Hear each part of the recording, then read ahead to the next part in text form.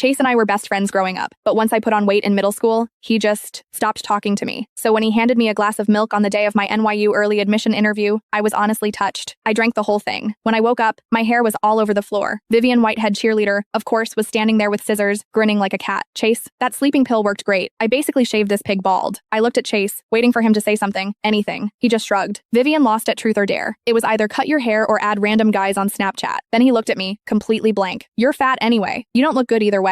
This was the same boy who once told me he'd marry me when my hair reached my waist. I didn't cry, not in front of them. I just quietly changed my early admission choice to Oxford, 5,000 miles away. In the bathroom mirror, my head looked like something a dog had chewed on. Patches of hair stuck up everywhere, other spots completely bare. I looked ridiculous. My hands shook as I tried to comb through what was left. Strands kept falling into the sink, mixing with my tears. I wanted to storm out and scream at Chase. Why? Why would he do this? But my interview was in 20 minutes. I bit my lip hard and tried to smooth the mess down, pulling whatever long pieces were left over the bald spots. It was useless. I looked like a complete clown. Did you hear? Vivian actually cut that fat pig Evelyn's hair. Girls' voices floated in from outside the stall. I froze, pressing myself against the wall. No way. Yes way. Chase bought the sleeping pills himself. That's why she was knocked out cold. That's kind of messed up though. Please. She's a fat pig who doesn't know her place. She's been chasing Chase forever, when everyone knows he and Vivian have been together for ages. She deserved it, right? How could someone like her think the baseball captain would ever be interested? Girl needs to look in a mirror. Every word hit like a needle. I slid down to the bathroom floor, my back against the cold tile. I couldn't even cry anymore. I just felt frozen. So that's how it was. All those years I'd told myself he was just awkward, just stressed, just being a typical guy. Lies, all lies. He thought I was embarrassing, not worth his time. So he let Vivian destroy the interview I'd spent years preparing for, just to clear her path to NYU. Memories came flooding back. When I tripped during PE, he frowned and walked away while everyone laughed. The breakfast I made him, he gave it to someone else. When I tried to walk home with him, he sped up and left me behind. Every single time I made excuses for him. God, I was so stupid. I actually thought if I just lost weight, just got better grades, I could be good enough for him. That maybe our childhood promise still meant something. But to him, I was just the annoying fat girl who wouldn't take a hint. And he'd had a girlfriend this whole time. My phone buzzed. Mom, Evelyn, how was the interview? Don't be nervous. Mom believes in you. I stared at the screen until my vision cleared. Then I typed back. Mom, go to Chase's house and cancel the engagement. But don't tell him yet. I skipped the NYU interview. I walked into the Oxford interview room instead, looking like a disaster. The examiners definitely noticed. But I took a deep breath and just answered their questions. Maybe it was my composure. Maybe my answers were good. Either way, they stopped staring at my hair. Evelyn, we look forward to seeing you on campus in September. Walking out, my heart was pounding. Chase and I had planned to go to NYU together for years. That dream had kept me going through every late-night study session. But after that text to Mom, he wasn't part of my plans anymore. That night, our families had dinner together. Mom and Chase's mom stepped away to talk privately. Chase kept glancing at me. Finally, he asked, "How'd the interview go?" "Good," I said, not looking up. "The professor's excited to see me on campus."